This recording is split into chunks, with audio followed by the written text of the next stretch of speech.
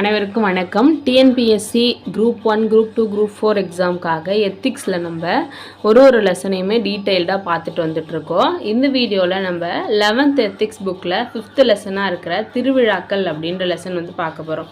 இந்த லெசனில் நம்ம என்னெல்லாம் தெரிஞ்சுக்க போகிறோம் அப்படின்னா, திருவிழாக்கள் கொண்டாடப்படுவதற்கான காரணம் என்ன அப்படின்னு கண்டுபிடிக்க போகிறோம். திருவிழாக்கள் சமூக ஒற்றுமைக்கான வழி அப்படின்றது தெரிஞ்சுக்க போகிறோம். திருவிழாக்கள் மூலமாக பண்பாட்டு கூறுகளை தெரிஞ்சுக்க போகிறோம். இயற்கை சார்ந்த திருவிழாக்களில் நம்ம முன்னோரோட மரபை பின்பற்றுதல் பற்றி பார்க்க போகிறோம். பிற சமய திருவிழாக்களை பற்றியும் தெரிஞ்சுக்க போகிறோம். ஃபஸ்ட்டு, விழாக்கள் அப்படின்றது சமுதாயத்தோட கூட்டு செயல்பாட்டையும் வளத்தையும் காட்டும் குறியீடு அப்படின்னு சொல்லியிருக்காங்க. விழாக்கள் அப்படின்னா ஒரு சமுதாயம் எப்படி வந்து ஒன்றா இருக்குது அப்படின்றது நம்ம தெரிஞ்சுக்க போகிறோம். அது மட்டும் இல்லாமல் எவ்வளோ வளமோடு இருக்குது, எவ்வளோ வெல்த்தாக இருக்குது, பணக்காரங்களாக இருக்காங்க அப்படின்றது காட்டுறதுக்காக திருவிழாக்கள் கொண்டாடப்படுது. ஒரு சமுதாயத்தில் விழாக்கள் அதிகமாக இருக்குது அப்படின்னா அவங்க ரொம்ப செழிப்பாக இருந்தாங்க அப்படின்னு அர்த்தம். சரியா? அப்போது தமிழ்நாட்டில் பார்த்தீங்க அப்படின்னா நிறைய விழாக்கள் வந்து கொண்டாடுறாங்க. இந்த விழாக்கள் பார்த்தீங்க அப்படின்னா பண்பாட்டு மரபுகளையும் பாரம்பரிய அடையாளங்களையும் நமக்கு சொல்லுது. ஓகேவா? பண்பாட்டு மரபுகளை பற்றியும் பாரம்பரிய அடையாளங்கள் பற்றியும் சொல்லுது. இந்த விழாக்கள் வந்து மக்களோட அறநெறி வாழ்வுக்கும் உதவுது அப்படின்றத நம்ம இந்த லெசனில் தெரிஞ்சுக்க போகிறோம். திருவிழா அப்படின்றது மக்கள் ஒன்று கூடி கொண்டாடுற ஒரு நிகழ்ச்சி தான் அப்படின்னு சொல்கிறோம். திருவிழாக்கள் பல்வேறு காரணங்களுக்காக கொண்டாடப்பட்டாலும் அது வந்து செய்கிற ஒரே விஷயம் என்னது, மக்களுக்கிட்ட ஒத்துமையை உண்டாக்குது அப்படின்றது ரொம்ப முக்கியமான விஷயம். இந்த விழாக்களை நம்ம நிறைய வகையாக பிரிக்கிறோம். ஒன்று என்ன அப்படின்னா இயற்கை சார்ந்தவை, ரெண்டாவது இனம் சார்ந்தவை, மூணாவது சமயம் சார்ந்தவை அப்படின்னு 3 வகையாக பிரிக்கிறோம். சரியா? விழாக்கள் எப்படி பிரிக்கிறோம்? இயற்கை சார்ந்தவை, இனம் சார்ந்தவை, சமயம் சார்ந்தவை அப்படின்னு. மக்கள் பருவகால மாறுபாடுகளுக்கு ஏற்ப அவங்களோட விழாக்களை வந்து மாற்றிக்கிட்டாங்க. இந்த விழாக்களை வந்து நம்ம இயற்கை சார்ந்தவை அப்படின்னு சொல்கிறோம். ஒரு இனத்தோட அடையாளமாக வெளிப்பட்டுச்சு அப்படின்னா அதை வந்து இனம் சார்ந்தவைன்னு சொல்கிறோம். அதே ஒரு மதத்தை சார்ந்து இருக்குது அப்படின்னா அதை வந்து வேறு மாதிரி சொல்கிறோம் அப்படின்னு சொல்கிறோம். சரியா? அப்போது ஒரு கோயிலில் பார்த்தீங்கன்னா நாள்தோறும் சாமிக்கு வந்து பூஜை பண்ணாலும் ஒரு வருஷத்துக்கு ஒரு வாட்டி சிறப்பு வழிபாடு நடக்கும். அந்த வழிபாட்டை தான் நம்ம திருவிழா அப்படின்னு சொல்கிறாங்க. கோயில் சார்ந்த விழாக்கள் எல்லாமே அனைத்து மக்களுக்கும் பொதுவாக இருக்குது. சரியா? திருவிழாக்கள் சமுதாயத்தோட பண்பாட்டையும் மரபையும் வெளிப்படுத்துது அப்படின்னு நம்ம சொன்னோம் இல்லையா? அதனால தான் விழாக்கள் ஒருமைப்பாட்டு உணர்வை வளர்க்கறதுக்கும் வேற்றுமையில் ஒற்றுமையை நிலைநிறுத்துறதுக்கும் பயன்படுது அப்படின்னு சொல்கிறாங்க. திருவிழாக்கள் பொதுவாக சிறியவர்கள் முதல் பெரியவர்கள் வரை எல்லாருமே திருவிழாக்களில் ஆர்வத்தோடு கலந்துப்பாங்க. அப்படி ஒரு திருவிழா என்ன பண்ணும் அப்படின்னா ஒரு இடத்துல இருக்கிற மக்களோட நாகரிகம், பண்பாடு, பாரம்பரியம் இது எல்லாமே நம்மளுக்கு வெளிப்படுத்துகிற மாதிரி இருக்குது. திருவிழா வந்து மதம் சார்ந்தவையாகவோ இருக்கலாம், இல்லை ஏதோ ஒரு நிகழ்ச்சியை நினைவு கூறுவதற்காக கொண்டாடுறதா இருக்கலாம், இல்லை இயற்கைக்கு நன்றி செலுத்துறதுக்காகவா இருக்கலாம். இந்த நாளில் பார்த்தீங்க அப்படின்னா வெளியூரில் இருக்கிறவங்க கூட அவங்களோட திருவிழாவுக்காக சொந்த ஊருக்கு வந்து அவங்களோட ஃப்ரெண்ட்ஸ் மற்றும் ஃபேமிலி கூட சந்தோஷமாக வாழ்வாங்க. சரியா? அடுத்ததா 5 இணை விழாக்கள் அப்படின்னு சொல்லி பார்க்குறோம். அதாவது நம்மளோட தமிழ்நாட்டில் பார்த்தீங்க அப்படின்னா சங்க காலத்தில் 5 வகையான நிலங்களை வந்து பிரிச்சிருந்தாங்க. குறிஞ்சி, முல்லை, மருதம், நெய்தல், பாலை அப்படின்னு சொல்லிட்டு அந்த 5 வகையிலையும் ஒவ்வொரு நிலத்துக்குமே வந்து வழிபடுறதுக்குன்னு சொல்லி தெய்வங்கள் இருந்துச்சு. அவங்க தெய்வங்களுக்காக அப்படின்னு சொல்லி திருவிழாக்களும் இருந்திருந்தது அப்படின்னு சொல்கிறாங்க. அதில் பார்த்தீங்கன்னா மாயோன் மேய காடுரை உலகம்னு அப்படின்னு கொடுத்துருக்காரு தொல்காப்பியர். அதாவது மாயோன் அப்படின்னா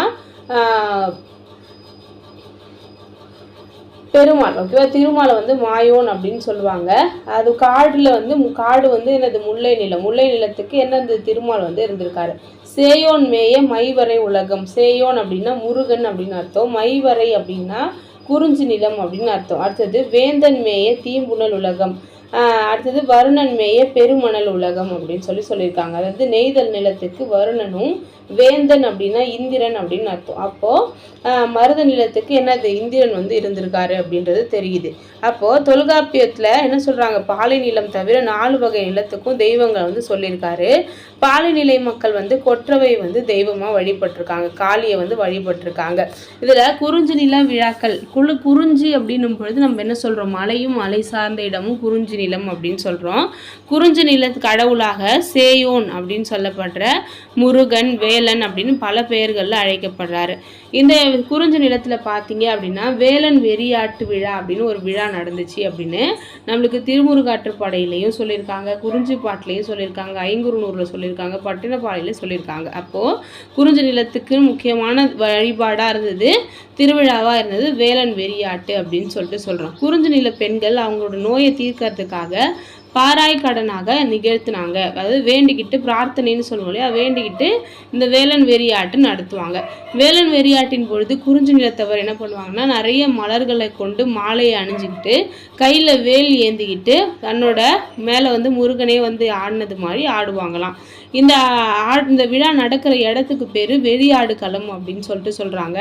அங்கே வந்து சேவல் கொடியை நட்டு வச்சுருப்பாங்க, பல வகையான நறுமண் புகைகளை வந்து கொட்டு வச்சுருப்பாங்க, பல வகையான இசை கருவிகளை வந்து என்ன பண்ணுவாங்க, இசைப்பாங்க அப்படின்னு சொல்லிட்டு பரிபாடல் நம்மளுக்கு சொல்லுது. இந்த விழாவின் போது குறிஞ்சி நில மக்கள் தொண்டகப்பறை இசைக்க நடனம் ஆடுவர் அப்படின்னு சொல்லுவாங்க. இந்த தொண்டகப்பறைக்கு இசைக்கு ஏற்ப ஆடுறதுக்கு பேர் தான் குன்றக்குறவை கூத்து அப்படின்னு சொல்கிறாங்க. ஓகேவா?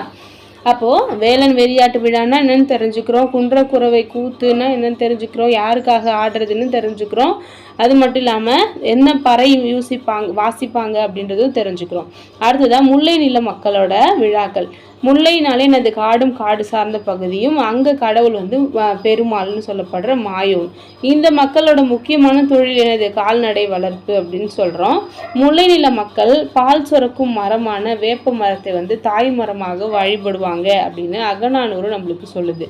இந்த நிலப்பகுதியில் முக்கியமானது என்னது, கால்நடைகள். அப்போ கால்நடைகளை எயினர்கள்கிட்ட இருந்து வேடர்கள்கிட்ட இருந்தும் வழி தவறாமல் காப்பவர் யாரு அப்படின்னா கருப்புசாமி. அப்போ அந்த கருப்புசாமி வந்து பார்த்தீங்கன்னா இருட்டான காட்டுக்கு சொந்தக்காரர் அப்படின்னு சொல்றாரு, கருப்பு நிறமுடையவர் அப்படின்னு. அதனால தான் அவர் கருப்புசாமி அப்படின்னு சொல்றாங்க. இவரை தான் வந்து மாயோன் அப்படின்னு அழைக்கப்படுறாரு. இதை தான் தொல்காப்பியர் மாயோன் மேய காடுரை உலகம் அப்படின்னு சொல்லியிருக்காங்க. அடுத்தது ஆயர் குலத்தில் இருக்க மக்களுக்கும் ஆணிரைகளுக்கும் எந்த துன்பமும் வராமல் காப்பாற்றுறதுக்காக திருமாலை வந்து என்ன பண்ணுறாங்க, குறவை கூத்து ஆடி வழிபடுவாங்க. இவங்க ஆடுற அந்த குறவை கூத்துக்கு ஆய்ச்சியர் குறவை அப்படின்னு பேர். ஓகேவா? அடுத்ததான் மருத நிலம், இந்திர விழான்னு சொல்லுவோம். மருத நிலத்தில் கொண்டாடப்படுற மிகப்பெரிய விழா இந்திர விழா. ஒரு நாட்டில் பசி, பிணி, பகை இது மூணும் நீக்கணும் அப்படின்னு சொல்லிட்டு இந்திரனை மக்கள் வந்து வழிபடுறாங்க. இந்த விழாக்கு தீவக சாந்தி பெருவிழா அப்படின்னு இன்னொரு பேர்லாம் இருக்குது. சிலப்பதிகாரத்துலேயும் இருக்குது, மணிமேகலையிலும் இருக்குது இந்த இந்திர விழா பற்றின செய்திகள். சிலப்பதிகாரத்தில் இந்திர விழா ஊர் எடுத்த காதை அப்படின்னும், மணிமேகலை விழாவரை காதை அப்படின்னும் இந்திர விழா வந்து சொல்கிறாங்க. இந்திர விழா 28 நாட்கள் நடைபெறும் அப்படின்னு சொல்லியிருக்காங்க. இதில் பார்த்தீங்கன்னா சமய கணக்கர், காலம் கணிப்போர், சான்றோர்கள், ஐம்பெருங்குழு, எண்பேராயம் இவங்க எல்லாரும் சேர்ந்து இந்திர விழா என்னைக்கு நடக்கணும் அப்படின்ற நாளை வந்து முடிவு பண்ணுவாங்க அப்படின்னு சொல்லியிருக்காங்க. 4 வகை படையினரும் சூழ்ந்து வரும்பொழுது தான் இந்திர விழா நடக்கும். அதாவது காலாட்படை, குதிரைப்படை, யானைப்படை, தேர்ப்படை 4 படையும் வந்து நடத்துகிற ஒரு விழா தான் வந்து இந்திர விழா. அந்த 4 படையும் சேர்ந்து சொல்லுவாங்க இந்திர விழா என்னைக்கு நடக்க போகுது அப்படின்னு முரசறைஞ்சு மக்களுக்கு சொல்லுவாங்க. மக்கள் அவங்களோட வீட்லேயும் ரோட்லேயும் என்ன பண்ணுவாங்க, பூரண கும்பங்கள், பொற்பாலிகைகள், பாவை விளக்குகள்லாம் வச்சு வாழை மரம், கரும்பு, கமுகு, வஞ்சிக்கொடி, பூங்கொடி இதெல்லாம் கொண்டு நகரத்தையே அழகாக அலங்காரம் பண்ணுவாங்களாம். வீதிகள்லையும் மன்றங்கள்லையும் என்ன பண்ணுவாங்க, பழைய மணலை வந்து மாற்றிட்டு புது மணல் வந்து போடுவாங்க அப்படின்னு சொல்கிறாங்க. பூத சதுக்கம் முதலான தெய்வங்களுக்கும் செய்ய வேண்டிய வழிபாட்டு முறைகளை செய்வாங்க. விழா நாளில் பார்த்தீங்கன்னா பொது இடத்துல சான்றோர்கள் நல்ல பட்டிமன்றங்கள்லாம் நடக்கும் அப்படின்னு சொல்கிறாங்க. இந்த மாதிரி தான் வந்து புகார் நகரில் இந்திர விழா நடைபெற்றுச்சு அப்படின்னு சொல்லிட்டு இந்திரன் வந்து இளங்கோவடிகள் நம்ம சொல்லியிருக்காரு. புகார் நகரில் மட்டும் இல்லாமல் மதுரையிலையும் இந்திர விழா நடந்துச்சு அப்படின்னு சின்னமனூர் செப்பேடு நம்மளுக்கு சொல்லுது. சரியா? ஐங்குறுநூற்றுலையும் பார்த்தீங்கன்னா இந்திர விழா பற்றின செய்திகளை சொல்லியிருக்காங்க. தொடித்தோட் செம்பியனால் எடுக்கப்பட்ட காமன் விழா தான் இந்திர விழா அப்படின்னு சொல்கிறாங்க. இந்த இந்திர விழாவுக்கு விருந்தாட்டு விழா அப்படின்னும் பேர் இருக்குது. இதெல்லாம் வந்து மணிமேகலையில் சொல்லியிருக்காங்க. இந்திர விழாவுக்கு காமன் விழா அப்படின்னு சொல்லிட்டு பேர்லாம் இருக்குது அப்படின்னு சொல்லிட்டு. அடுத்தது மருத நில மக்கள் போருக்கு செல்லும் பொழுது தங்களோட அரசனை வாழ்த்தி வந்து விழாவை வந்து கொண்டாடுவாங்களாம். இந்த விழாவில் பார்த்தீங்க அப்படின்னா தங்களோட வாளை உயர்த்து பிடித்து தன்னுமை அப்படின்ற போர்ப்பறையை ஒழிக்க ஆடியும் பாடியும் குறவை நிகழ்த்துவாங்க மருத நில மக்கள் அப்படின்னு சொல்கிறாங்க. அடுத்ததான் நெய்தல் நிலத்தில் கடலும் கடல் சார்ந்த பகுதி தான் நெய்தல் நிலம்னு சொல்கிறோம். இந்த நிலத்துக்கு யார் கடவுள் அப்படின்னா வருணன். இந்த நில மக்களால் கொண்டாடப்படுற விழா முன்னீர் விழா, நாவாய் விழா அப்படின்னு சொல்லப்படுது. பல்யாக சாலை முதுகுடுமி பெருவழுதி பாண்டியன் இந்த விழாவை கொண்டாடினாரு அப்படின்னு சொல்லியிருக்காங்க. கரிகாலனோட முன்னோர்கள் நாவாய் திருவிழாவை கொண்டாடினாங்க அப்படின்னு புறநானூறு நம்மளுக்கு சொல்லுது. வருணன் அப்படின்னா மேகம் அப்படின்னு அர்த்தம். மழை, கடல், ஆறு இதோட தொடர்பு கொண்டதுனால இவரை நீர்க்கடவுள் அப்படின்னு சொல்லியிருக்காரு. இவரை பார்த்தீங்கன்னா உலகம் முழுவதும் பறந்து இருப்பவர், உலகத்தையே ஆள்பவர் அப்படின்னு சொல்கிறோம். நெய்தல் நில மக்கள் முத்துக்களையும் வலம்புரி சங்குகளையும் காணிக்கையாக செலுத்தி அவங்களோட கடல் தெய்வத்தை வழிபடுறாங்க. அடுத்ததா பாலை நில விழா. குறிஞ்சியும் முல்லையும் முறைமையில் திரிந்த நிலம் பாலை அப்படின்னு சொல்கிறாங்க. குறிஞ்சின்னா என்னது? மலையும் மலை சார்ந்த இடமும், முல்லை காடும் காடு சார்ந்த இடமும். இந்த ரெண்டுமே வளமின்றி போயிடுச்சு அப்படின்னா அதை தான் நம்ம பாலைன்னு சொல்கிறோம். அப்போது பாலை நிலத்தில் தெய்வம் யார் அப்படின்னா கொற்றவையை தெய்வமாக கொண்டாடுறாங்க. இந்த கொற்றவைக்கு கொற்றம் அப்படின்னா வெற்றி அப்படின்னு அர்த்தம். அப்போ வெற்றியை தருபவள் கொற்றவை அப்படின்னு கொண்டாடுறாங்க. சிலப்பதிகாரத்தில் சாலினி அப்படின்ற ஒரு தெய்வம் ஏறப்பட்ட பெண்ணிற்கு கொற்றவையின் கோலம் புனையப்பட்டது அப்படின்னு சொல்லியிருக்காங்க. சிலப்பதிகாரத்தில் ஒரு லைனில் என்ன சொல்லியிருக்காங்க, சாலினின்னு ஒரு பொண்ணுக்கு சாமி ஆடியிருக்காங்க. அந்த சாமிக்கு என்ன பண்ணாங்க, கொற்றவை வேஷம் போட்டாங்க. அந்த மாதிரி காளி வேஷம் போட்ட சாலினியை மான் மீது அமர வச்சு உலா வர செஞ்சாங்க. அப்படி உலா வரும் பொழுது நிறைய பேர் என்ன பண்ணுவாங்க, காணிக்கை கொடுத்தாங்க அப்படின்னு சொல்கிறாங்க. வழிப்பறியின் போது கொட்டும் பறை, சூறையாடும் போது ஊதப்படும் கொம்பு, புல்லாங்குழல் இதெல்லாம் ஊதிருப்பாங்க அந்த டைமில். இந்த மாதிரி தான் பாலை நில மக்கள் அவங்களோட கடவுளான கொற்றவைக்கு விழா எடுக்கிறாங்க. அடுத்ததாக தமிழ்நாட்டிலேயே முக்கியமான ஒரு விழா நடுக்கல் வழிபாடு அப்படின்னு சொல்கிறோம். தமிழ்நாட்டோட பண்பாட்டோட மிக முக்கியமான ஒரு விஷயமா நம்ம இதை சொல்கிறோம். வீரத்தை அடிப்படையாக கொண்டது தான் இந்த நடுக்கல் அப்படின்னு சொல்கிறாங்க. இந்த நடுக்கல் பற்றி சங்க இலக்கியத்தில் நிறைய சான்றுகள் நம்மளுக்கு இருக்குது. போர்க்களத்தில் வீர புண் ஏற்பட்டு வீர மரணம் அடைந்த வீரனை உடலை அடக்கம் செய்யறதுக்கு முன்னாடி அவன் யூஸ் பண்ண போர் கருவிகள், அவர் யூஸ் பண்ண பொருட்கள் எல்லாம் ஒரு புதைக்குழியில் போட்டு அடக்கம் பண்ணுவாங்க. பின்னாடி அந்த இடத்துல ஒரு கல்லை நடுவாங்க. அந்த கல்லுக்கு பேர் நடுக்கல் அப்படின்னு சொல்கிறாங்க. அந்த கல்லில் பார்த்தீங்கன்னா அவரோட உருவம், அவரோட பேர், அவர் செஞ்ச வீரமான செயல்கள், அவரோட புகழ், அவரோட தியாகம் இதெல்லாம் பொறிச்சு வச்சுருக்காங்க. அது மட்டும் இல்லாமல் வருஷம் வருஷம் அந்த இடத்துல போய் என்ன பண்ணுவாங்க, விழா எடுத்து கொண்டாடுவாங்க அப்படின்னு சொல்கிறாங்க. இந்த மாதிரி கிராமங்கள் தோறுமே மக்கள் வழிபடுற காவல் தெய்வங்கள் இந்த நடுக்கல் வழிபாட்டோட தொடர்ச்சியாக தான் இருக்குது அப்படின்னு சொல்கிறாங்க. அடுத்ததாக பத்தினி வழிபாடு. சிலப்பதிகாரத்தில் நாடுகான் காதை அப்படின்னு ஒரு காதையில் கண்ணகிக்காக பத்தினி கோட்டம் அப்படின்ற அமைச்சாங்க. அதாவது கண்ணகிக்காக கோயில் கட்டினது ஒரு விஷயம் நடந்திருக்கு. மேலோர் விளையும் நூல் நெறிமாக்கள் பால் பெற வகுத்த பத்தினி கோட்டம் அப்படின்னு சொல்கிறாங்க. இதுலேருந்து நம்ம பத்தினி வழிபாட்டோட பழமையை தெரிஞ்சுக்கிறோம். பத்தினி வழிபாடு அப்படின்றது கண்ணகி வழிபாட்டை தான் குறிக்குது. இன்றைக்கும் பார்த்தீங்கன்னா இலங்கையில் இதை சிறப்பாக கொண்டாடுறாங்களாம். கண்ணகி அப்படின்றவங்க தமிழக வரலாற்றிலேயே முக்கியமான இடம் பெற்ற ஒரு கற்புக்கரசி அப்படின்னு சொல்கிறாங்க. இதுதான் கண்ணகி கோயில். அடுத்ததாக சிலப்பதிகாரத்தோட காப்பிய தலைவி அப்படின்னு சொல்லப்படுற கண்ணகி பொய்யான குற்றச்சாட்டின் மூலம் தன்னோட கணவன் இறந்துட்டான் அப்படின்றத தெரிஞ்சுக்கிட்டு கோபப்பட்டு பாண்டிய அரசன் நெடுஞ்செழியன் கிட்ட வாதிட்டு என்ன பண்ணுறாங்க, அந்த ராஜா தனது தப்பு அப்படின்னு இறந்து போயிட்டார். ஓகேவா? அரசனோட பிழையினால கோபம் அடைஞ்ச கண்ணகி தன்னோட கற்போட வலிமையால் மதுரையை எரிச்சிட்டாங்க அப்படின்னு சிலப்பதிகாரம் சொல்லுது. கண்ணகி சோழ நாட்டில் பிறந்து பாண்டிய நாட்டில் அவரோட வீரத்தை நிலைநாட்டி சேர நாட்டில் பத்தினி தெய்வமாக இருக்காங்க. அடுத்ததாக பாவை நோன்பு. பாவை அப்படின்னா என்னது? பெண்களை குறிக்கிற ஒரு விஷயம். மார்கழி மாதத்தில் பெண்கள் பாவை நோன்பு நோற்பாங்க. இதை மார்கழி நோன்பு அப்படின்னு சொல்கிறாங்க. பாவை நோன்பு காலத்தில் ஆண்டாள் இயற்றின திருப்பாவையை பாடுவாங்க. அது பெருமாளுக்காக. மாணிக்க வாசகர் இயற்றின திருவெம்பாவை பாடுவாங்க. அது சிவபெருமானுக்காக. கன்னி பெண்கள் அவங்களுக்கு நல்ல கணவன் கிடைக்கணும் அப்படின்னு வேண்டிப்பாங்க. கல்யாணமான பெண்கள் தங்களோட கணவனுக்கு நீண்ட ஆயுள் வேணும் அப்படின்னு விரதம் இருப்பாங்க. இது பழைய காலத்துலேருந்து இருக்கிற ஒரு விரத முறைன்னு சொல்கிறாங்க. மாதம் மாதம் மழை பெஞ்சி நாடு செழிக்கவும் மக்கள் வளமோட நோய் நொடியின்றி வாழவும் பசு கால்நடைகள் சிறக்கவும் வேண்டி ஆண்டாளும் மாணிக்க வாசகரும் இந்த பாடல்களை பாடியிருக்காங்க.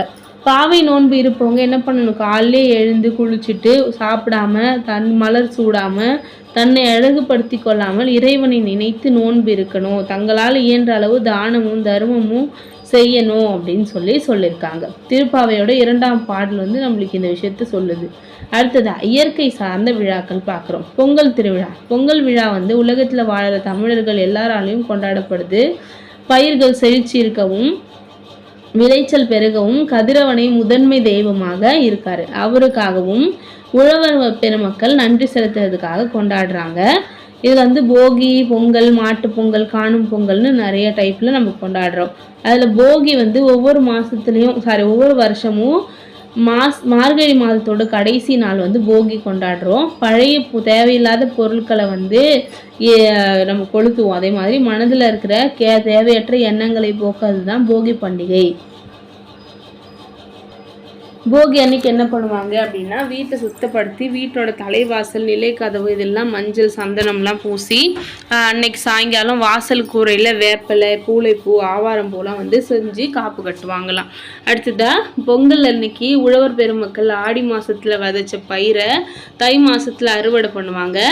முதல் விளைச்சலை கதிரவனுக்கு காணிக்கையாக கொடுக்கறதுக்காக பொங்கல் விழா கொண்டாடுறாங்க. பொங்கல் அன்னைக்கு யூஸ் பண்ணுற எல்லா பொருளுமே புதுசாக இருக்கும் அப்படின்னு சொல்லியிருக்காங்க. புது அடுப்பு, புது பானை, புது அகப்பை, தூய பசும் சாணத்தினால ஆன வரட்டி இதெல்லாம் யூஸ் பண்ணுவாங்களாம். வீட்டு வாசலில் பொங்கல் இடும் இடத்த பசும் சாணம் போட்டு மெழுகி கோலம் போட்டு அன்னைக்கு பூத்த மலர்களை வழிபாட்டுக்கு பயன்படுத்துவாங்க. பொங்கல் வைக்கிற பானையில் மஞ்சள், குங்குமம், இஞ்சி, மஞ்சள் கொத்து இதெல்லாம் கொண்டு அலங்காரம் பண்ணுவாங்க. புதுசாக அறுவடை செஞ்ச நெல்லோட பச்சரிசி, வெல்லம், கற்கண்டு, நெய், பால், முந்திரி, திராட்சை இதெல்லாம் போட்டு பொங்கல் வைப்பாங்க அப்படின்னு சொல்கிறாங்க. அன்னைக்கு விளைஞ்ச செங்கரும்பு, வாழை, மஞ்சள், இஞ்சி, கருணக்கிழங்கு இதெல்லாம் சேர்த்து கதிரவனுக்கு கொடுப்பாங்க. மாட்டு பொங்கல் உழவனுக்கு உறுதுணையாக இருக்கிற காளைக்கும் பசுக்களுக்கும் நன்றி செலுத்துறதுக்காக மாட்டு பொங்கல் கொண்டாடுறாங்க. அன்னைக்கு பார்த்தீங்கன்னா மாடை குளிப்பாட்டி அலங்காரம் பண்ணி அதுக்கு பொங்கல் கொடுப்பாங்க. இதுக்கு தொடர்ந்து சாயங்காலத்தில் ஜல்லிக்கட்டு நடக்கும். அது காளையை அடக்கி வீரர்கள் என்ன பண்ணுவாங்க, விளையாடுவாங்க. அடுத்ததா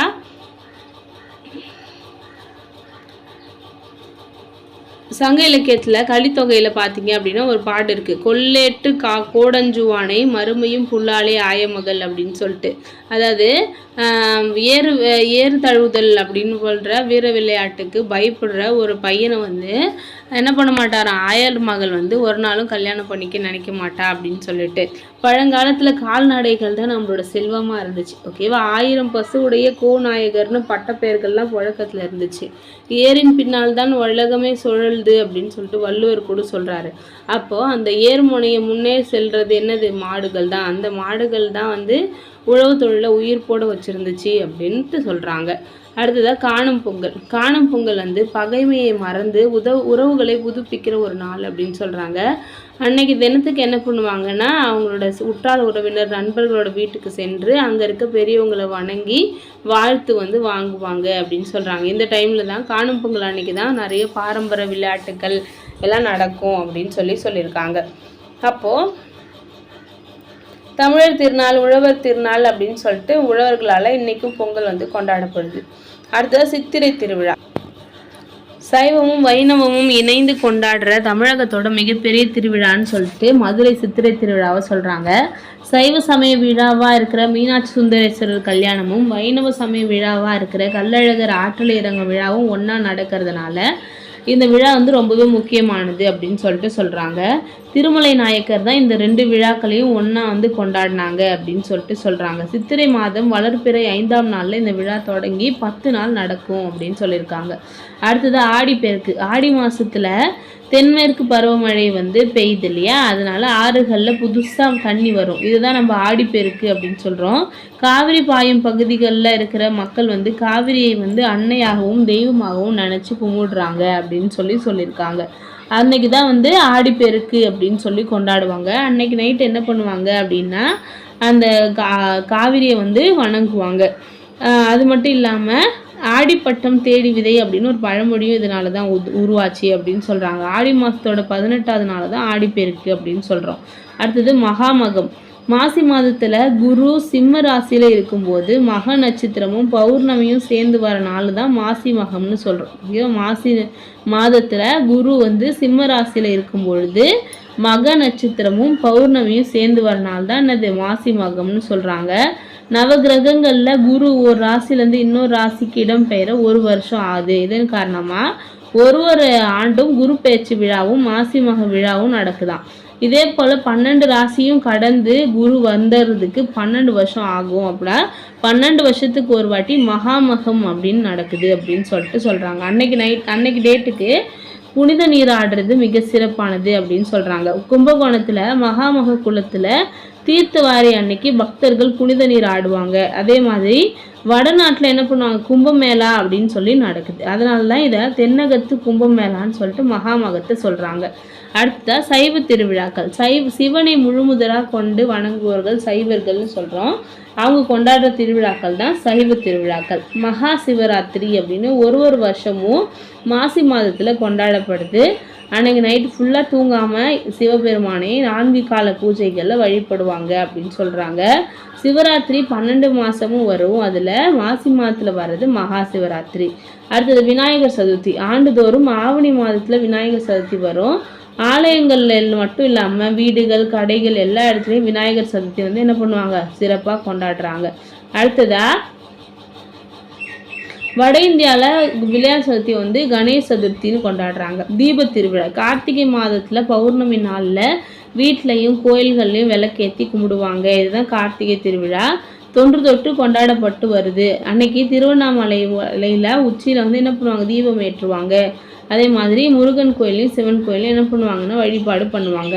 நிலம், நீர், தீ, நெருப்பு, காற்று, ஆகாயம் 5 பொருள்களும் பெரும் ஆற்றலாக கருதி வழிபட்டு வந்ததன் தொடர்ச்சியாக தான் இந்த தீப திருவிழா கொண்டாடப்படுது அப்படின்னு சொல்கிறாங்க. அடுத்ததான் ஆதிரை திருவிழா. திருவாதிரை அப்படின்றது வருஷம் மார்கழி மாதத்தோட பௌர்ணமியில் கொண்டாடுவாங்க. இந்த விழாவை பற்றி மாணிக்க வாசகர் திருவாசகத்தில் சொல்லியிருக்காரு. அது மட்டும் இல்லாமல் சம்பந்தர், நாவுக்கரசர் இவங்கெல்லாம் தேவாரத்துலேயும் பாடியிருக்காங்க. மதுரை, சிதம்பரம், திருவாலங்காடு, உத்திரகோசமங்கை, திருக்கழுக்குன்றம், திருமுல்லைவாயில் இந்த மாதிரி புகழ்பெற்ற சிவத்தலங்களில் திருவாதிரை விழா சிறப்பாக கொண்டாடுவாங்க அப்படின்னு சொல்கிறாங்க. சிவபெருமானுக்கு அன்னைக்கு களி வந்து படைச்சி கும்பிடுவாங்க. இதுக்கு வந்து திருவாதிரை களி அப்படின்னு பேர் வந்திருக்கு. சிதம்பரம் கோயில்லையும் இறைவனை வந்து வழிபடுவாங்க அப்படின்னு சொல்லியிருக்காங்க. சிவபெருமானுக்கு 5 சபைகள் இருக்குது. ஒன்று வந்து பொற்சபை, 2வது வெள்ளி சபை, 3வது ரத்தின சபை, 4வது தாமிர சபை, 5வது சித்திர சபை அப்படின்னு சொல்லிட்டு. இதில் பொற்சபை வந்து நடராஜர் கோயில் சிதம்பரத்தில் இருக்குது. வெள்ளி சபை மீனாட்சி சுந்தரேஸ்வரர் கோயில் மதுரையில் இருக்குது. ரத்தின சபை வடவாரண்யேஸ்வரர் கோயில் திருவாலங்காட்டில் இருக்குது.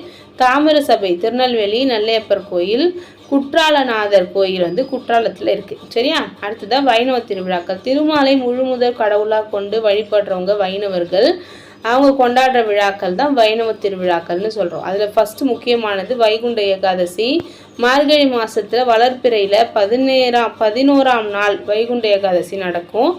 இதில் வந்து வைணவர்கள் என்ன பண்ணுவாங்க அப்படின்னா அன்றைக்கி நைட்டு ஃபுல்லாக தூங்காமல் இருப்பாங்க, விரதம் இருப்பாங்க அப்படின்னு சொல்கிறாங்க. அதுலேயும் ஸ்ரீரங்கம் ரங்கநாதர் கோயிலில் சிறப்பாக நடக்கிறோம். அடுத்து திருவோணம். திருமாலின் பிறந்த நாளான ஆவணி மாதம் முழு நிலவு நாளில் வந்து இது நடக்குது. திருமாலுக்கு உகந்த நாளாக இது செயல்படுது அப்படின்னு சொல்கிறாங்க. இந்த நாளில் மகாபலி மன்னர் வருவதாக கருதி மக்கள் வீதிகளிலும் வீடுகள்லையும் என்ன பண்ணுறாங்க, பல வகையான பூக்களை கொண்டு பெரிய பெரிய கோலங்களை போடுவாங்க. இந்த கோலத்தை வந்து அத்தைப்பூ அப்படின்னு சொல்கிறாங்க. இந்த விழாவை பற்றின செய்திகள் மதுரை காஞ்சிலையும் தேவாரத்திலையும் 4000 திவ்ய பிரபந்தத்திலையும் சொல்லியிருக்காங்க. அடுத்ததாக தீபாவளி. ஒரு ஆண்டும் ஐப்பசி மாதம் தேய்பிறை நாளில் அமாவாசைக்கு முதல் நாள் கொண்டாடப்படும் பண்டிகை தான் தீபாவளி அப்படின்னு சொல்கிறாங்க. தீபாவளியை எப்படி பிரிப்பாங்க அப்படின்னா தீபம் ப்ளஸ் ஆவலி அப்படின்னு சொல்லி பிரிக்கிறாங்க. தீபங்களின் வரிசை அப்படின்னு சொல்லி பொருள். இருளை நீக்கி ஒளியை கொடுக்கும் திருநாள் தான் தீபாவளி திருநாள் அப்படின்னு சொல்கிறாங்க. முன்னாடி ஒரு காலத்தில் நரகாசுரன் தேவர்களையும் மக்களையும் கொடுமை செஞ்சதாகவும் அவனது கொடுமையை வந்து தேவர்கள் பொறுக்க முடியாமல் திருமால் கிட்ட முறையிட்டதுனால திருமால் சக்கராயுதத்தால் நரகாசுரனை வதம் செஞ்சார். சரியா? நரகாசுரன் அவர் இறக்கும் தருவாயில் தன்னோட நினைவுனால மக்கள் அதை மகிழ்வாக கொண்டாடணும் அப்படின்னு கேட்டுக்கிட்டதுனால அன்னைக்கு நாளை தான் வந்து தீபாவளியாக கொண்டாடுறோம். ஓகேவா? இன்றைக்கி வந்து என்ன பண்ணுவாங்க, மக்கள் குளிச்சுட்டு வீடு முழுசும் விளக்கேற்றி பட்டாசு எல்லாம் வெடித்து இனிப்புலாம் கொண்டாடுவாங்க. வட இந்தியாவிலையும் வந்து இது தீப ஒளி திருநாளாக கொண்டாடுறாங்க. அடுத்தது நவராத்திரி. வீரம், செல்வம், கல்வி, இதுக்கு வந்து முக்கியமானவங்க 3 பேர். அலைமகள், மலைமகள், அதுக்கப்புறம் வந்து அலைமகள் அப்படின்னு இந்த 3 பேரையும் வழிபடுற விழா தான் நவராத்திரி அப்படின்னு சொல்கிறோம். நவராத்திரி அப்படின்னா 9 இரவுகள். புரட்டாசி மாதத்தில் அமாவாசைக்கு பின்னாடி வர 9 நாள் கொண்டாடுறோம். 9வது நாள் நடக்கும் வழிபாடு கலைமகளுக்கு உரியது. இந்த டைமில் புத்தகங்கள், இசைக்கருவிகள், தொழில் சார்ந்த கருவிகளை வச்சு கும்பிடுவாங்க. செய்யும் தொழிலே தெய்வம் அப்படின்னு சொல்லிட்டு கொண்டாடினாங்க அப்படின்னு சொல்லிட்டு சொல்கிறாங்க. 10வது நாள் விஜயதசமி. விஜயதசமி அப்படின்னா வெற்றியை தரும் நாள். அன்னைக்கு குழந்தைங்களுக்கு படிப்பு வந்து தொடங்கணும் அப்படின்னா நல்லாயிருக்கும் அப்படின்னு சொல்லிட்டு சொல்கிறாங்க. இது வந்து வடநாட்டிலேருந்து தென்னாடு வரைக்கும் எல்லார்ட்டையும் இருக்குது. அடுத்தது அம்மன் வழிபாடு. ஊர்தோறும் நடைபெற முக்கியமான வழிபாடு மாரியம்மன்னு சொல்லுவோம். மாரி அப்படின்னா மழை அப்படின்னு சொல்கிறோம். கோடை காலத்தில் மக்களுக்கு வெயில்னால நிறைய அம்மை நோய்கள் ஏற்படும். அது வராமல் தடுக்கிறதுக்காக மழை வேண்டி அம்மனுக்கு வந்து விழா எடுப்பாங்க அப்படின்னு சொல்லிட்டு சொல்கிறாங்க. இந்த மாரியம்மனுக்கு தலை விருட்சமாக வேப்ப மரம் வந்து இருக்கும். இந்த விழாவில் பார்த்தீங்கன்னா காப்பு கட்டுறதுலேருந்து தொடங்கி 7 நாள்லேருந்து 15 நாள் வரைக்கும் நடக்கும். பூவோடு எடுத்தல், பூவாரி கொட்டுதல், அலகு குத்துதல், சாட்டை அடித்தல், மொட்டை அடித்தல், மாவிளக்கு ஏற்றுதல், தீ மிதித்தல், இந்த மாதிரி நிறைய டைப்பில் விழா வந்து நடக்கும். ஈரோடு மாவட்டத்தில் இருக்கிற பண்ணாரி அம்மன் கோயிலில் தீமிதி திருவிழா ரொம்ப சிறப்பாக நடக்கும் அப்படின்னு சொல்கிறாங்க. இந்த விழாவில் கடைசியாக மஞ்சள் நீராட்டோடு முடிப்பாங்க. கிராமங்கள் தோறும் உள்ள மக்கள் அனைவராலும் கொண்டாடப்படுது அப்படின்னு சொல்லியிருக்காங்க. அடுத்தது ஆடிப்பூரம். அம்மனுக்கு உகந்த திருநாட்களில் ஆடி மாதம் பூர நட்சத்திரத்தில் கொண்டாடப்படுற ஆடிப்பூர திருநாள் மிகவும் சிறப்பானது அப்படின்னு சொல்கிறாங்க. சிவத்தலங்களில் அம்மனுக்கும் திருவில்லிபுத்தூரில் ஆண்டாளுக்கும் இந்த விழா வந்து கொண்டாடுவாங்க அப்படின்னு சொல்கிறாங்க. இன்னைக்கு அம்மனுக்கு வளையல்களால் அலங்காரம் செஞ்சு ஆடி கூழ் படைச்சு என்ன பண்ணுவாங்க, விழா வந்து கொண்டாடுறாங்க. அடுத்ததான் நாட்டார் திருவிழாக்கள். நாட்டார் தெய்வங்கள் அப்படின்றது கிராம மக்களால் கும்பிடப்படுற தெய்வங்கள். இது வந்து சிறு தெய்வங்கள், கிராம தேவதைகள்னு சொல்கிறோம். இந்த மக்கள் வந்து அவங்களோட பண்பாட்டு பழக்க வழக்கத்தோடு சேர்ந்துதான் இருந்துச்சு. நிறைய தெய்வங்கள் இருக்குது. பொன்னியம்மன், பேச்சியம்மன், போத்திராஜா, அன்னமார், ஐயனார், காத்தவராயன், நாடியம்மன், கருப்பசாமி, சுடலை மாடன், இசக்கியம்மன், இந்த மாதிரி நிறைய தெய்வங்கள் இருக்குது. அவங்க தான் அவங்களோட முன்னோர்களாக நினச்சி வழிபடுறாங்க. சரியா? அடுத்ததாக கந்த சஷ்டி விழா பற்றி சொல்லியிருக்காங்க. கந்த கடவுளான முருகனை வணங்கும் விழா தான் கந்த விரத விழா. ஐப்பசி மாதத்தில் வளர்பிறை 6ஆம் நாள் சஷ்டி தான் கந்த சஷ்டின்னு சொல்கிறாங்க. முருகனை அடக்க ஒடுக்க போர் புரிந்த நிகழ்வு தான் கந்த சஷ்டி அப்படின்னு சொல்லியிருக்காங்க. அடுத்ததாக வைகாசி மாதம் முழு நிலவு நாளில் வந்து வைகாசி விசாகம் வந்து கொண்டாடுவாங்க. பங்குனி மாதத்தில் இருக்கிற முழு நிலவு நாளில் பங்குனி உத்திர நாள் வந்து கொண்டாடுவாங்க. இது வந்து முருகனோட கல்யாணம் ஆன நாள் அப்படின்னு சொல்கிறாங்க. ஆடி மாதத்தில் கார்த்திகை நட்சத்திரத்தில் வந்து கொண்டாடுவாங்க. அன்றைக்கி அறுபடைகளான வீடான திருத்தணியில் வந்து பார்த்திங்கன்னா ஆடி கிருத்திகை விழா சிறப்பாக கொண்டாடுவாங்க. முருகனுக்கு 6 படை வீடுகள் இருக்குதுன்னு சொன்னோம் இல்லையா? அது என்னென்ன அப்படின்னா திருப்பரங்குன்றம், திருச்செந்தூர் அல்லது திருச்சீரலைவாய், திருவாவினன்குடி அல்லது பழனி, திருவேரகம் அப்படின்னா சுவாமிமலை, திருத்தணி அல்லது குன்றுதோர் ஆடல், பழமுதிர் சோலை. இதெல்லாமே வந்து முக்கியமான திருவிழாக்கள். அடுத்ததாக கோயில் சார்ந்த விழாக்கள் அப்படின்னு பார்க்கும்பொழுது ஃபஸ்ட்டு தேர் திருவிழா சொல்கிறாங்க. தமிழகத்தில் இருக்கிற நிறைய கோயில்களில் தேர் திருவிழா நடைபெறுது. தெய்வங்களை தேரில் அமர வச்சு ஊர்வலமாக அழைச்சிட்டு வருவாங்க. ஒரு கோயில்லையும் தேர் திருவிழா வந்து இருக்கும். 10 நாள் நடக்கிற விஷயத்தில் கடைசி நாள் வந்து மஞ்சள் நீராட்டு, அதுக்கு முன்னாடி நாள் வந்து தேரோட்டம் நடக்கும் அப்படின்னு சொல்கிறாங்க. இதில் முதன்மையாக இருக்கிற தெய்வத்துக்கு பெரிய தேரும் மற்ற தெய்வங்களுக்கு சின்ன சின்ன தேரும் வந்து கொண்டு வந்திருப்பாங்க. ஓகேவா? தேர் பார்க்கும்பொழுது நம்மளுக்கு இந்த திருவாரூர் தேரை வந்து சொல்லி ஆகணும். அது வந்து நம்ம பின்னாடி பார்க்கலாம். தேரில் பெரிய கயிறுகள் இடம் பெற்றிருக்கும். அதை வந்து வடம்னு சொல்லுவாங்க. இந்த வடத்தை பிடிச்சிட்டு இழுத்துட்டு போகிறதுக்கு பேர் வடம் பிடித்தல் அப்படின்னு சொல்கிறாங்க. கோயிலுக்கு உள்ளே போய் கும்பிட முடியாத வயசானவங்க, பெரியவங்க, குழந்தைங்க, இவங்களெல்லாம் வந்து கடவுளாக வந்து நேரில் வந்து கும்பிடுறதா வந்து ஐதீகம் அப்படின்னு சொல்கிறாங்க. தன்னை நாடி வந்து அடியவர்களுக்கு அருள் புரியறதோடு மட்டும் இல்லாமல் தன்னை நாடி அவரும் வெளியில் போயிட்டு என்ன பண்ணுவார், மக்களுக்கு வந்து அருள் புரிகிறாரு அப்படின்னு சொல்லிட்டு திருவிழாவை சொல்கிறாங்க. திருவாரூரில் தியாகராஜ பெருமான் கோயில் அப்படின்னு ஒரு கோயில் இருக்குது. அந்த கோயில் தேர் தான் ஆசியாவிலே மிக உயரமான தேர். இந்த தேர் பார்த்தீங்கன்னா 96 அடி உயரம், 360 டன் எடை கொண்டது, 4 நிலைகள் கொண்டதாக இருக்குது. ஒரு வருஷமும் சித்திரை மாதம் இந்த கோயிலோட தேர் திருவிழா நடக்குது. கீழே நாடுகளில் லூர்து நகர் அப்படின்னு சொல்லப்படுறது வேளாங்கண்ணி. அந்த வேளாங்கண்ணி மாதாவுக்கும் தேர் திருவிழா இருக்குது. அந்த தேர் திருவிழாலையும் எல்லா சமய மக்களும் கலந்துக்கிறாங்க. ராமாயணம், மகாபாரதம், புராண கதைகள்லையும் முக்கிய நிகழ்வுகள்லையும் என்ன பண்ணியிருப்பாங்க, சிற்பங்களாக செதுக்கி அந்த தேரில் வச்சுருப்பாங்க. அப்போ ஒரு தேர் அப்படின்றது நடமாடும் கருவூலமாக இருந்திருக்கு அப்படின்னு சொல்கிறாங்க. தமிழ்நாட்டில் திருவாரூர், பழனி, அவிநாசி, ஸ்ரீவில்லிபுத்தூர், சிதம்பரம், கும்பகோணம், மதுரை, திருவல்லிக்கேணி, திருவரங்கம், திருவண்ணாமலை, திருநெல்வேலி இங்கெல்லாம் மிகப்பெரிய தேர்கள் இருக்குது. அடுத்ததாக கிறிஸ்துவ சமய திருவிழாக்கள். அதில் முக்கியமானது கிறிஸ்துமஸ். மக்கள் நலனுக்காக தன்னையே அர்ப்பணித்து கொண்ட இறை தூதராக நம்ம இயேசு பெருமானை சொல்கிறோம். 2000 வருஷத்துக்கு முன்னாடி இஸ்ரேல் நாட்டில் பெத்லகேம் அப்படின்ற நகரில் மாட்டுத் தொழுவத்தில் இயேசு பிறந்தார். இயேசு பிறந்த அந்த டிசம்பர் 25ஆவது நாள் தான் கிறிஸ்மஸ் அப்படின்னு சொல்லி கொண்டாடுறோம். இந்த விழாவில் பார்த்தீங்கன்னா மக்கள் தேவாலயங்களுக்கு போவாங்க, நட்சத்திர விளக்குகள் போட்டு புத்தாடை அணிவிச்சு இனிப்புகள் வழங்கி கொண்டாடுறாங்க. அடுத்ததாக புனித வெள்ளி, குட் ஃப்ரைடே அப்படின்னு சொல்லுவோம். அதெல்லாம் பெரிய வெள்ளி அப்படின்னு சொல்கிறாங்க. ஓகேவா? ஆண்டவரோட திருப்பாடுகளின் வெள்ளி அப்படின்னும் சொல்லியிருக்காங்களாம். இயேசு பெருமான சிலுவையில் சுமக்க செஞ்சு சவுக்கால் அடித்து கடைசியாக அதே சிலுவையில் அவர் அரைஞ்சி கொடுமைப்படுத்தினாங்க. அப்போது மன்னனோட ஆணைக்கு பயந்து யூதேய நாட்டு மக்கள் எதையுமே சொல்ல முடியாமல் வேதனையில் கண்ணீர் விட்டாங்களாம். இயேசு பெருமான் அடைந்த துன்பங்களையும் சிலுவையில் அறையப்பட்டு உயிர் துறந்ததையும் நினைவு கூறும் நிகழ்வு தான் இந்த புனித வெள்ளி அப்படின்னு சொல்கிறாங்க. பேசிக்காக அன்றைக்கி இயேசு சிறையில் சிலுவையில் அரைஞ்சிருப்பாங்க. ஓகேவா? அதுதான் புனித வெள்ளி. புனித ஞாயிறு அப்படின்னா இயேசு சாவறதுக்கு முன்னாடி நான் மீண்டும் உயிர் பெற்று வருவேன் அப்படின்னு சொல்லி அவரோட சீடர்களுக்கு சொன்னாராம். அதே மாதிரி அவர் 3ஆவது நாள் உயிர் பெற்று ஆசியும் அறிவுரையும் வழங்கினார் அப்படின்னு சொல்கிறாங்க. இதுதான் அந்த புனித ஞாயிறு அப்படின்னு சொல்கிறோம். அடுத்ததாக இஸ்லாமிய திருவிழாக்கள். மொஹரம் பண்டிகையை சொல்கிறாங்க. மொஹரம் மாதம் இஸ்லாமிய நாட்காட்டியில் பார்த்தீங்க அப்படின்னா முதல் மாதம். அதனால் இவங்களோட புத்தாண்டு அப்படின்னு சொல்லலாம். இஸ்லாமிய நாள்காட்டி சந்திர நாள்காட்டி அப்படின்னு சொல்கிறாங்க. இந்த மாதத்தில் சண்டை, புனித போர் எதுவுமே இருக்கக்கூடாது அப்படின்னு சொல்லி குரானில் சொல்லியிருக்காங்க. அதனால் மொஹரம் தியாக திருநாள்னு சொல்கிறோம். அடுத்ததாக ரம்ஜான். ரம்ஜானை ரமலான் அப்படின்னு சொல்கிறாங்க. ஈகை திருநாள், ஈத் பெருநாள் அப்படின்லாம் சொல்கிறாங்க. ஈத் அப்படின்னா தடுத்து விடுவது அப்படின்னு அர்த்தமா. இந்த நோன்பு மக்களை தீமைகள்லேருந்து தடுத்து காப்பது அப்படின்னு சொல்லி இஸ்லாமியர்கள் நம்புகிறாங்க. வைகறை பொழுதுலோட தொடக்கத்துலேருந்தும் பொழுது மறைகிற வரைக்கும் அல்லாவை நினச்சபடி நோன்பு இருப்பாங்க. இந்த நோன்பில் முதல் 10 நாள் இறை அருள் கிடைப்பதற்காகவும், 2வது 10 நாள் இறைவனிடம் மன்னிப்பு பெறுவதற்காகவும், 3வது 10 நாள் நரகத்திலேருந்து விடுதலை பெறுவதற்காகவும் நோன்பு வைக்கிறாங்க. இந்த நோன்போட கடைசி நாள் தான் ரம்ஜான்னு சொல்கிறோம். அடுத்ததாக பக்ரீத். இந்த பண்டிகை இஸ்லாமியர்களோட 12வது மாதமாக இருக்கிற துல்ஹஜ் அப்படின்ற மாதத்தில் வருது. இஸ்லாமியர்கள் தன்னோட வாழ்நாளில் ஒரு முறையாவது மெக்காவுக்கு போயிட்டு வரணும், அதாவது ஹஜ் பயணம் போகணும் அப்படின்னு சொல்லுவாங்க.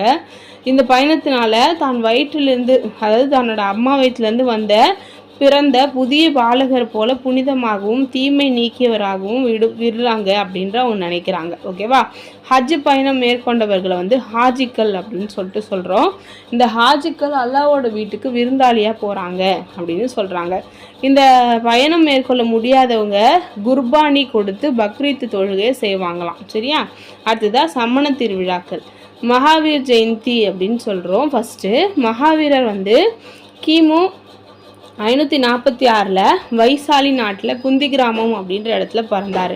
அரசகுமாரனாகிய இவர் அனைத்தையும் திறந்து நாட்டை விட்டு வெளியேறி தியானம் செஞ்சு உயர்நிலையை அடைஞ்சார். இவர் தான் கண்டறிந்த உண்மைகளை மக்களுக்கு சொல்கிறதுக்காக நல்வழிப்படுத்தினார். இவர் அன்பு, அமைதி, அஹிம்சை இந்த மாதிரி நற்குணங்களுக்கு இலக்கணமாக வாழ்ந்தார். அவரோட பிறந்தநாள் தான் மகாவீர் ஜெயந்தி. சமண சமயத்தில் 24 தீர்த்தங்கரர்கள் இருந்தாங்க. அதில் 24வது தீர்த்தங்கரர் தான் மகாவீரர். சமண மதத்தில் திகம்பரர், ஸ்வேதாம்பரர்னு 2 பிரிவு இருப்பாங்க. திகம்பரர் அப்படின்னா ட்ரெஸ்ஸு போட்டிருக்க மாட்டாங்க, அவங்க திசைகளையே ஆடைகளாக அணிஞ்சவர்கள். ஸ்வேதாம்பரர்கள் அப்படின்னா ஒயிட் கலர் ட்ரெஸ் போட்டிருப்பாங்க. சரியா? அடுத்ததாக பௌத்த மத திருவிழாக்கள். புத்த பூர்ணிமா சொல்கிறோம். புத்த பூர்ணிமா வைகாசி மாதம் முழு நிலவு நாளில் வந்து வருது. ஓகேவா? வைகாசி மாதம் விசாக நட்சத்திரம் முழு நிலவு நாளில் நேபாள நாட்டில் கபிலவஸ்து அப்படின்ற இடத்துல லும்பினி அப்படின்ற கிராமத்தில் பிறந்தவர் தான் புத்தர். மக்கள் நலனை கருதி பெற்றோரையும் மனைவியையும் மகளையும் மகன்களையும் விட்டுட்டு அவர் என்ன பண்ணுறாரு அப்படின்னா அரசாட்சியை துறந்து துறவியாக வாழுறாரு.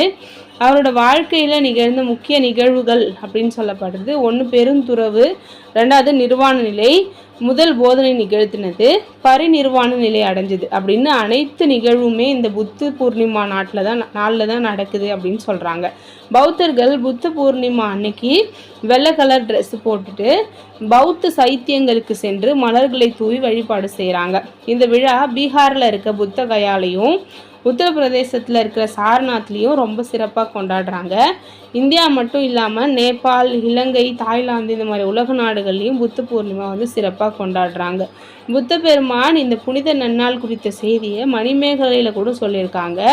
அந்த காப்பியத்தில் தீபத்திலகை அப்படின்றவர் மணிமேகலை தன்னோட வரலாற்றை கூறியதோடு ஆபுத்திரையும் அமுதசுரபியும் பற்றி சொல்லி பசுப்பினி போக்கும் அருமருந்து அப்படின்னு சொல்லிட்டு பௌத்தர்கள் புனித நாளாக இருக்கிற புத்த பூர்ணிமா அன்னைக்கு மணிமேகலை கிட்ட வந்து சேரும் அந்த அக்ஷய பாத்திரம் அப்படின்னு சொல்லியிருப்பான். சரியா? அடுத்ததாக குருநானக் ஜெயந்தி. குருநானக் பிறந்த நாள் தான் வந்து சீக்கியர்களால் குருநானக் ஜெயந்தி அப்படின்னு கொண்டாடுறாங்க. குருநானக் வந்து லாகூருக்கு பக்கத்தில் தால்வண்டி அப்படின்ற கிராமத்தில் பிறந்தார். சின்ன வயசுலேருந்தே இளம் வயது இறை அனுபவங்களை வந்து அடைஞ்சிருக்காரு. தன்னோட 30வது வயதில் ஞானம் பெற்றார். தொடக்கத்தில் பல்வேறு அருள் செயல்களை நிகழ்த்தி மக்களை வந்து நல்வழிப்படுத்தினார். ஆன்மீக கருத்துக்களை மக்கள்கிட்ட பரப்பினார். மத ஒற்றுமைக்கு மகத்தான சேவை செய்தார். அவரோட புனித நூலுக்கு பேர் ஆதி கிரந்தம் அப்படின்னு சொல்கிறாங்க. குருநானக் ஜெயந்திக்கு 2 நாளைக்கு முன்னாலேயே குருத்வாராக்களில் 48 மணி நேரம் புனித நூலான ஆதி கிரந்தம் வந்து வாசிப்பாங்க. குருநானக் பிறந்த நாள் அன்னைக்கு அதிகாலை 4 மணிலேருந்தே பக்தி பாடல்கள், புனித உரைகள்லாம் வாசித்து விழா வந்து தொடங்குவாங்க. அன்னைக்கு நாள் ஃபுல்லாக அறுசுவை உணவு வந்து கொடுப்பாங்க. உலகெங்கிலும் உள்ள சீக்கியர்கள் வந்து குருத்வாராக்களில் வண்ண வண்ண விளக்குகளாலும் மலர்களாலையும் அலங்கரிச்சிருப்பாங்க அப்படின்னு சொல்லியிருக்காங்க. அமிர்தசரஸில் இருக்கிற பொற்கோயில் வந்து சீக்கியர்களோட புனித தலம்னு சொல்கிறாங்க. பஞ்சாப், ஹரியானா போன்ற மாநிலங்கள்லேருந்து இந்த நாளில் வந்து சிறப்பு அணிவகுப்பு, ஆடல் பாடல்லாம் நடக்கும். இறை வழிபாட்டில் கலந்து கொள்ளும் அனைத்து சீக்கியர்களுமே அவங்களோட வழக்கப்படி தலைப்பாகை, வாள், புத்தாடையெல்லாம் போட்டிருப்பாங்க. பின்னாடி ஊர்வலமாக வந்து நீண்ட பட்டை தீட்டப்பட்ட வாழை வச்சுக்கிட்டு அதை சுழற்றி பல்வேறு வீர தீர செயல்களை செஞ்சுக்கிட்டு ஊர்வலமாக வருவாங்க அப்படின்னு சொல்லியிருக்காங்க. ஓகேவா? அவ்வளோதான் இந்த லெசன். நெக்ஸ்ட் லெசன் வந்து என்ன அப்படின்னு பார்த்தீங்கன்னா, அதுக்கு முன்னாடி வந்து தசரா பண்டிகை பற்றி கொடுத்துருக்காங்க பாருங்கள். தசரா பண்டிகை வந்து விஜயநகர பேரரசர்களால் 15ஆம் நூற்றாண்டில் கொண்டாடப்பட்டு வருது. ஓகேவா? பெர்ஷியன் தூதுவர் அப்துல் ரசாக் வந்து இந்த பண்டிகையை பற்றி அவரோட மட்லாஸ் ஜதின் வா மஜாமால் உல் பிராஹின் அப்படின்ற நூலில் மகாநவமி என்ற பேரில் தசரா கொண்டாட்டங்கள் நடைபெற்றுச்சு அப்படின்னு சொல்லியிருக்காரு. ஓகேவா? விஜயநகர பேரரசர் வீழ்ச்சிக்கு பிறகு மைசூரை ஆண்டு வந்த உடையார் வம்சாரசர் ராஜ உடையார் இந்த தசராவை ஸ்ரீரங்கத்தில் வந்து கொண்டாடினாரு அப்படின்னு சொல்கிறாங்க. கொண்டாட தொடங்கி 3வது கிருஷ்ணராஜ உடையார் காலத்தில் கூட சிறப்பு தர்பார் மைசூர் அரண்மனையில் கூடி அரச குடும்பத்தினரும் அதிகாரிகளும் பொதுமக்களும் தர்பாரில் பங்கு கேட்டுறாங்க அப்படின்னு சொல்கிறாங்க. மகாநவமி அன்னைக்கு 9வது நாள் அரச உடைவாள் யானையின் மேலே ஏற்றப்பட்டு ஊர்வலமாக எடுத்து செல்லப்படும் அப்படின்னும் அந்த ஊர்வலத்தில் யானையும் ஒட்டவும் குதிரையெல்லாம் கலந்துக்கும் அப்படின்னு சொல்லியிருக்காங்க. 10 நாளுமே மைசூர் அரண்மனை வந்து வண்ண வண்ண விளக்குகளால் அலங்கரிக்கப்பட்டு ஜொலிக்கும். விஜயதசமி அன்னைக்கு தசரா ஊர்வலம் தங்க மண்டபத்தில் சாமுண்டீஸ்வரி தேவி எழுந்தருளப்பட்டு பிரதான வீதிகளில் வலம் வரும் அப்படின்னு சொல்லியிருக்காங்க. அடுத்தது வன்னி மரங்களுக்கு பூஜை நடைபெறும் அப்படின்னு சொல்கிறாங்க. பாண்டவர்கள் தங்களோட அஞ்ஞான வாசத்தின் போது இந்த மரங்களில் தன்னோட ஆயுதங்களை மறைச்சி வச்சுருந்தாங்க அப்படின்றதுனால இந்த அரசர்கள் இந்த மரத்தை வந்து வழிபட்டாங்க அப்படின்னு சொல்லியிருக்காங்க. ஓகேவா? நெக்ஸ்ட் லெசன் வந்து தொல்குடி விழுமியங்கள், முக்கியமான ஒரு லெசன் எத்திக்ஸில். நம்ம அடுத்த வீடியோவில் பார்க்கலாம். தேங்க்யூ.